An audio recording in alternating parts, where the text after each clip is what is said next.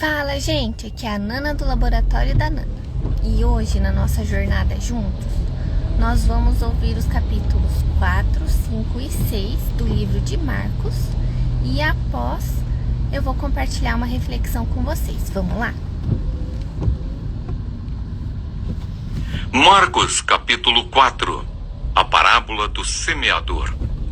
Jesus começou a ensinar outra vez à beira-mar, e uma numerosa multidão se reuniu em volta dele, de modo que entrou num barco, onde se assentou, afastando-se da praia. E todo o povo estava à beira-mar, na praia.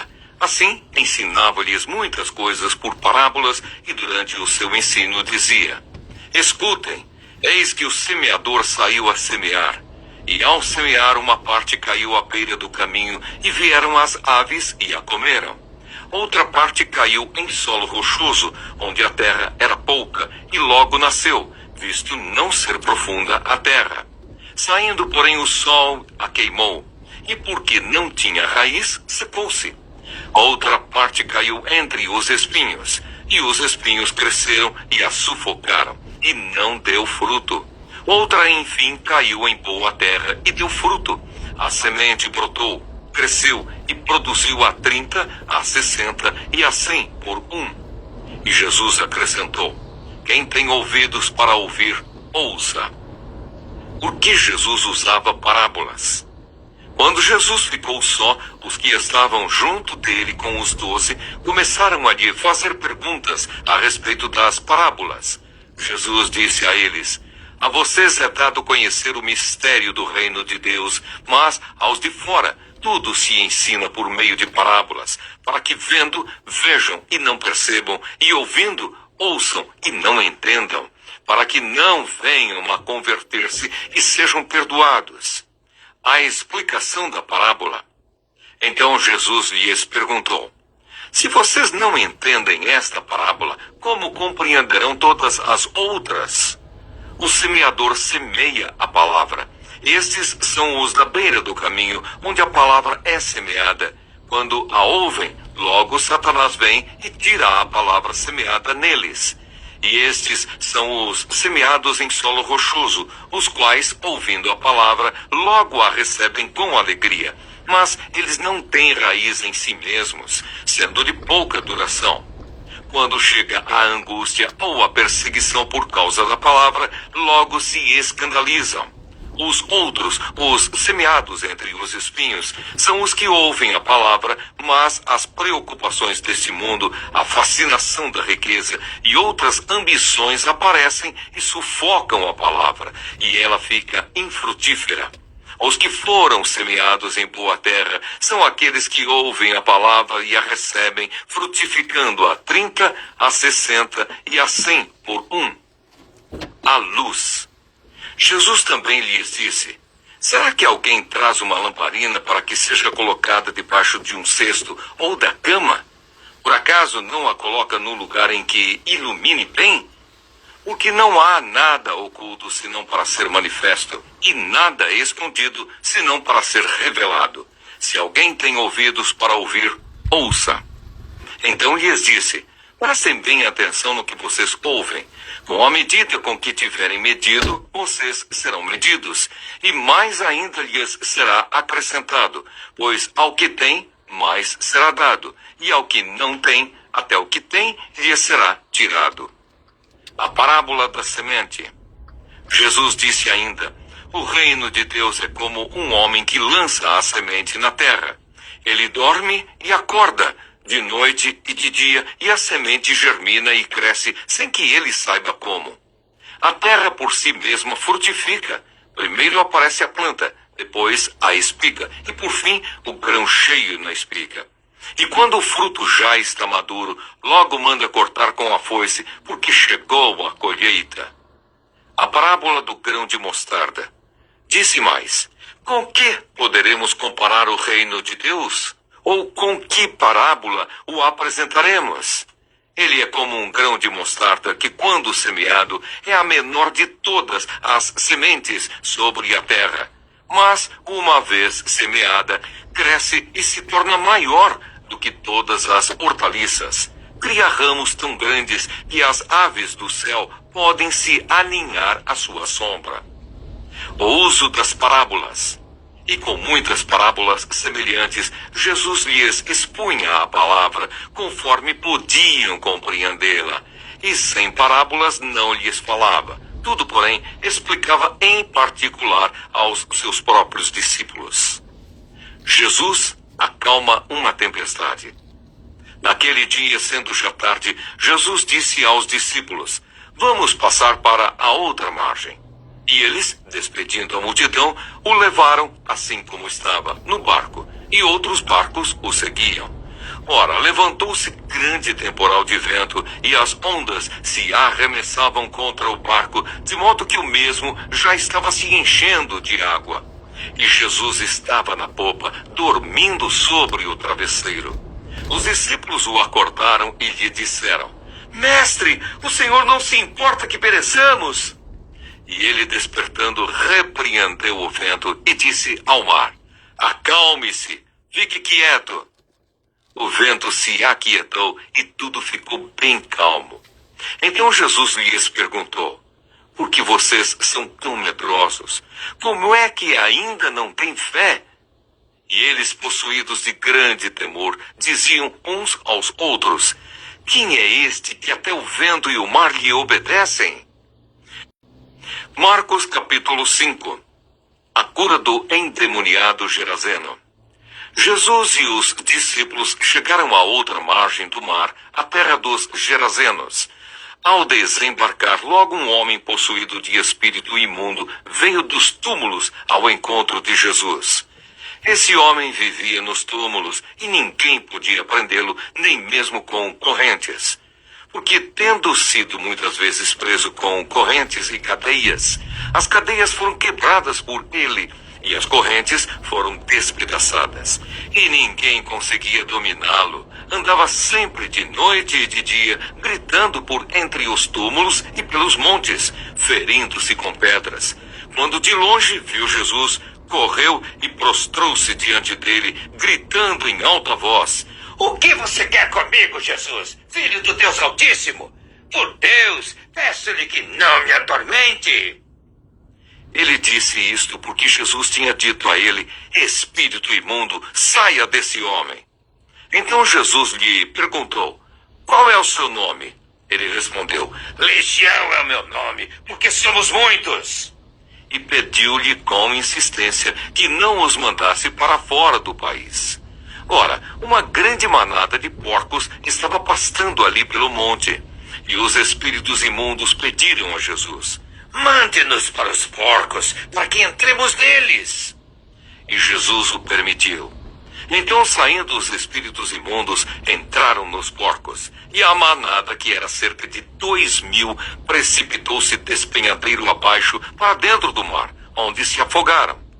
Os que tratavam dos porcos fugiram e foram anunciá-lo na cidade e pelos campos. Então o povo saiu para ver o que tinha acontecido.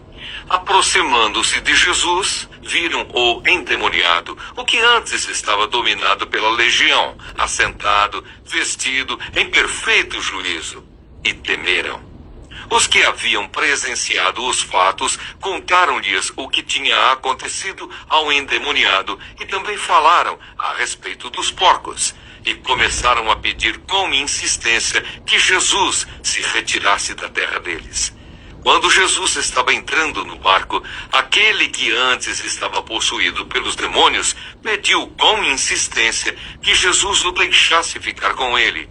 Jesus, porém, não o permitiu. Ao contrário, ordenou-lhe: "Vá para a sua casa, para os seus parentes, e conte-lhes tudo o que o Senhor fez por você e como teve compaixão de você."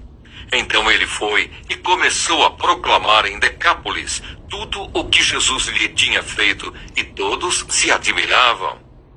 O pedido de Jairo. Tendo Jesus voltado de barco para o outro lado, reuniu-se em volta dele uma grande multidão, e ele estava junto do mar. Então chegou um dos chefes da sinagoga, chamado Jairo, e vendo-o, prostrou-se aos pés de Jesus e lhe pediu com insistência: minha filhinha está morrendo, venha impor as mãos sobre ela para que seja salva e viva. Jesus foi com ele. A cura de uma mulher enferma. Uma grande multidão seguia Jesus, apertando-o de todos os lados. Estava ali certa mulher que havia 12 anos vinha sofrendo de uma hemorragia. Ela havia padecido muito nas mãos de vários médicos e gastado tudo o que tinha, sem, contudo, melhorar de saúde. Pelo contrário, piorava cada vez mais. Tendo ouvido a fama de Jesus, a mulher chegou por trás no meio da multidão e tocou na capa dele. Porque dizia, se eu apenas tocar na roupa dele, ficarei curada. E logo a hemorragia estancou e ela sentiu no corpo que estava curada daquele mal. Jesus, reconhecendo imediatamente que dele havia saído o poder, virando-se no meio da multidão, perguntou, quem tocou na minha roupa? Os discípulos responderam, o Senhor está vendo que a multidão o aperta e ainda pergunta, quem me tocou? Ele, porém, olhava ao redor para ver quem tinha feito aquilo. Então a mulher, amedrontada e trêmula, ciente do que lhe havia acontecido, veio, prostrou-se diante de Jesus e declarou-lhe toda a verdade. Então Jesus lhe disse, filha, a sua fé salvou você. Vá em paz e fique livre desse mal. A ressurreição da filha de Jairo. Enquanto Jesus ainda falava, chegaram alguns da casa do chefe da sinagoga, dizendo, a sua filha já morreu, por que você ainda incomoda o mestre? Mas Jesus, sem levar em conta tais palavras, disse ao chefe da sinagoga, não tenha medo, apenas creia. Jesus não permitiu que ninguém o acompanhasse, a não ser Pedro e os irmãos Tiago e João. Chegando à casa do chefe da sinagoga, Jesus viu o alvoroço, os que choravam e os que pranteavam muito. Ao entrar, disse, por que vocês estão alvoroçados e chorando? A criança não está morta, mas dorme. E riam-se dele. Mas Jesus, mandando que todos saíssem, levou consigo o pai e a mãe da criança e os que vieram com ele e entrou onde ela estava. Tomando a criança pela mão, disse, Talitá cumi, que quer dizer, menina, eu digo a você, levante-se.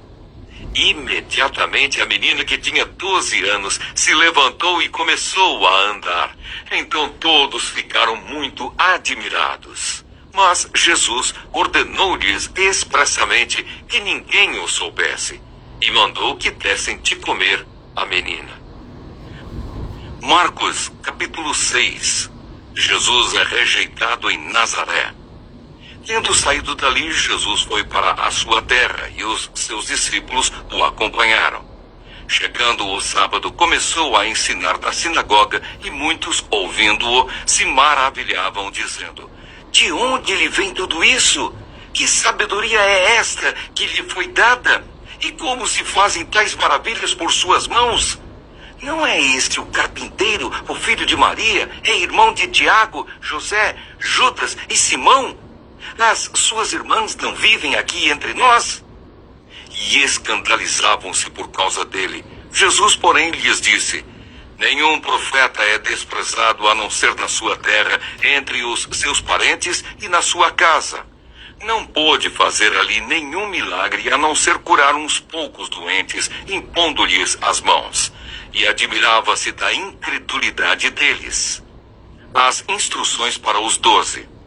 Jesus percorria as aldeias vizinhas ensinando. Chamou os 12 e passou a enviá-los de 2 em 2, dando-lhes autoridade sobre os espíritos imundos. Ordenou-lhes que não levassem nada para o caminho, exceto um bordão, nem pão, nem sacola, nem dinheiro, e que fossem calçados de sandálias, e não usassem 2 túnicas. E recomendou-lhes, quando vocês entrarem numa casa, fiquem ali até saírem daquele lugar. Se em algum lugar não quiserem recebê-los nem ouvi-los, ao saírem dali, sacudam o pó dos pés em testemunho contra eles. Então, saindo eles, pregavam ao povo que se arrependesse, expulsavam muitos demônios e curavam numerosos enfermos, ungindo-os com óleo. A morte de João Batista. Isto chegou aos ouvidos do rei Herodes, porque o nome de Jesus havia se tornado conhecido. E alguns diziam: João Batista ressuscitou dentre os mortos e por isso forças miraculosas operam nele. Outros diziam: é Elias. Ainda outros diziam: é profeta como um dos antigos profetas.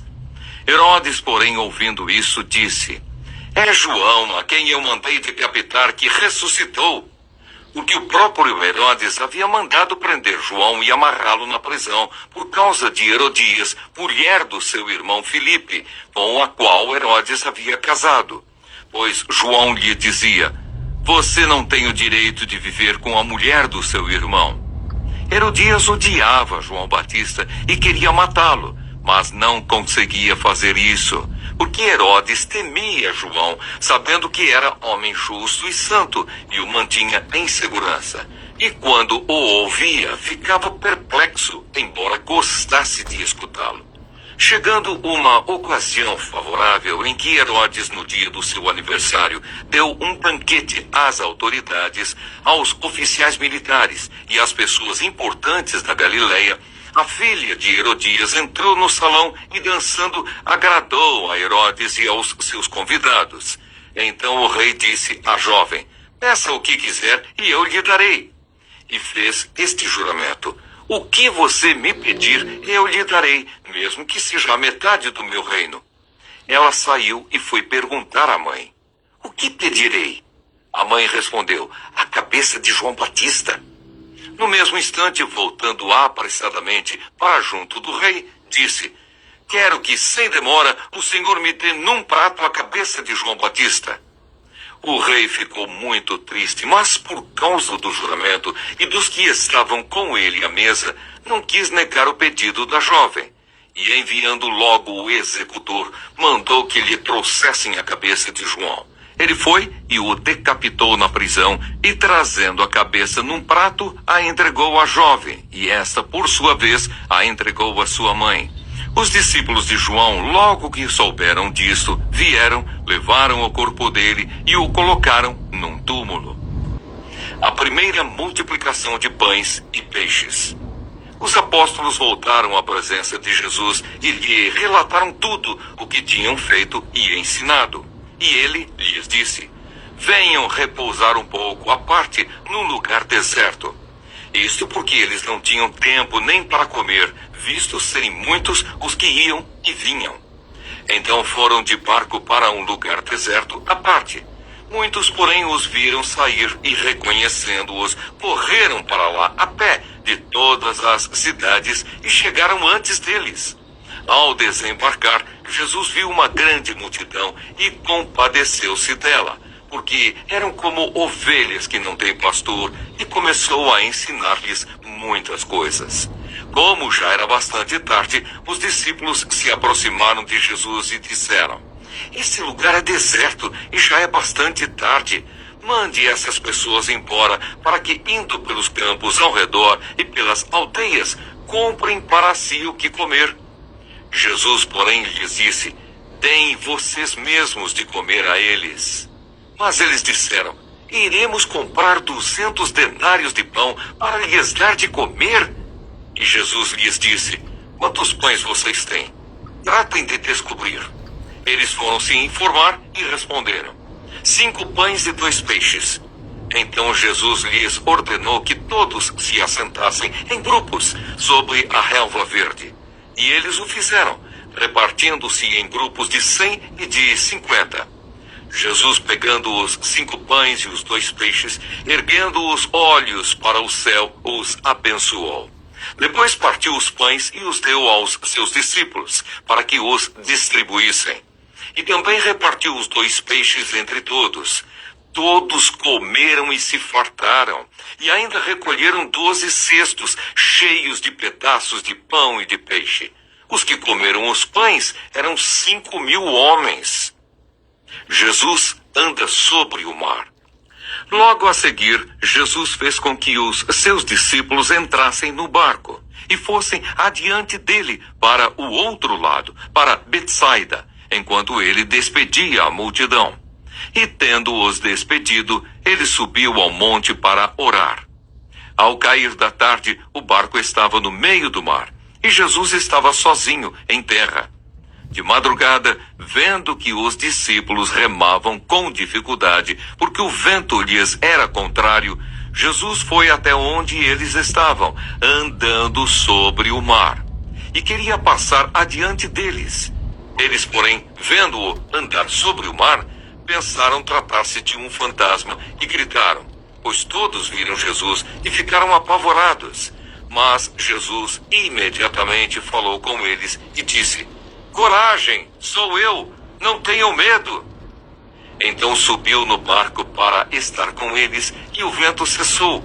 Ficaram totalmente perplexos, porque não haviam compreendido o milagre dos pães, pois o coração deles estava endurecido.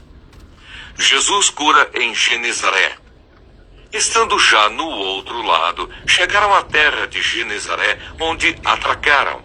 Saindo eles do barco, o povo logo reconheceu Jesus. E eles, percorrendo toda aquela região, começaram a trazer em leitos os enfermos e os levavam para onde ouviam que ele estava.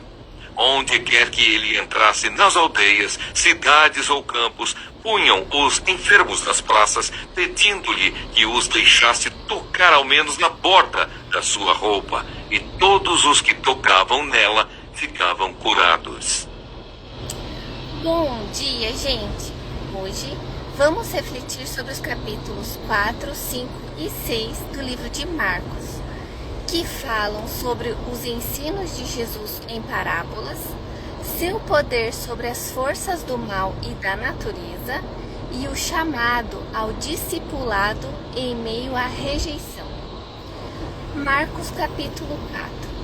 Jesus ensina várias parábolas sobre o reino, o semeador, a candeia, a semente que cresce e o grão de mostarda. Ele mostra que o reino de Deus começa pequeno, mas cresce e transforma tudo ao seu redor. No final do capítulo, acalma a tempestade, revelando que até o vento e o mar o obedecem. Aqui aprendemos que o reino de Deus tem poder de crescimento e transformação. Mesmo quando enfrentamos tempestades, podemos descansar, porque Jesus tem autoridade sobre tudo. Marcos capítulo 5. Aqui, Jesus expulsa uma legião de demônios de um homem em Gadara.